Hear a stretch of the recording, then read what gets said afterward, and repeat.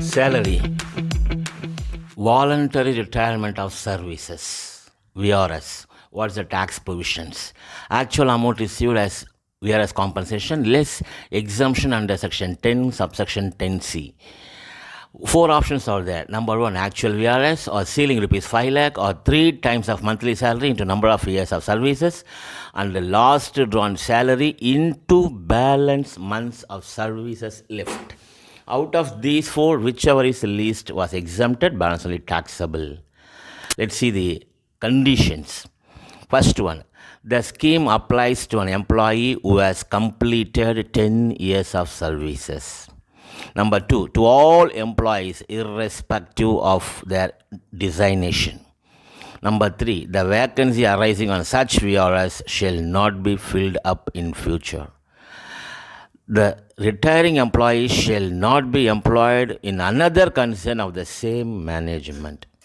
Now let me see the practice one. Mr. Sridhar, aged 54 years, who has put in 25 years of services in a public undertaking, voluntarily resigns his job.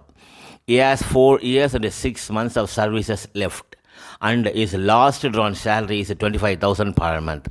He paid 15 lakhs as compensation. Calculate taxable amount of compensation. Let's see the answer. Computation of taxable VRS compensation. Actual compensation received 15 lakhs. Less exemption under section 10, subsection 10C. A, 15 lakhs actual. B, 5 lakh ceiling.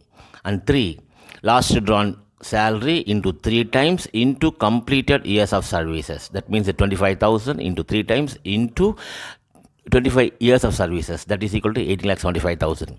Fourth one, last drawn salary into balance months of services left. Balance month. He has 4 years and 6 months. 4 year means 48 months plus another 6 months. So totally 54 months of services left into last drawn salary. Out of these four, whichever is least, 5 lakh is least, so balance only taxable. So the listeners can practice exercise 1 and check it up the answer. Now practice 2.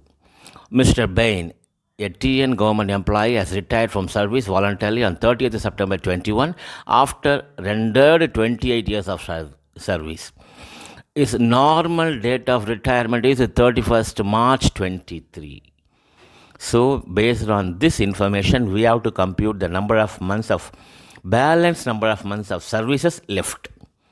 His monthly salary was as follows. Basic pay 16,000 per month, DA 4,000 per month, which enters. That means DNS pay. DNS pay means it is also basic, just like basic. Next one, CCA 500 per month. Actually, in this case, in this problem, CCA will not be considered. He is paid 6 lakh as compensation. Calculate taxable amount of VRS. Let me see the answer. Computation of taxable VRS compensation. Actual compensation received 6 lakh. Less exemption under section 10, subsection 10C. First one, actual 6 lakh. Second one, ceiling 5 lakh. Third one, last on salary into 3 times into number of years of services.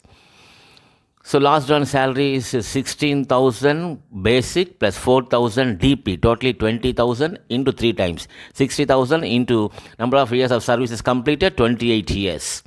That is equal to 16,80,000. Last one, last on salary into balance months of service, where balance months of service is actual retirement date is 30th September 21. Actual date of retirement is 31st March. So balance month of services left is during 21-22 will be 6 months. During 22-23 will be 12 months. Totally 18 months. That 18 months into last drawn salary 20,000, whichever is the least. Out of these four, actual or ceiling or 16,80,000 or 3,60,000. 3,60,000 is the least. So balance only taxable VRS compensation. In the same pattern, the listeners can practice exercise 2 and verify the answers. Okay.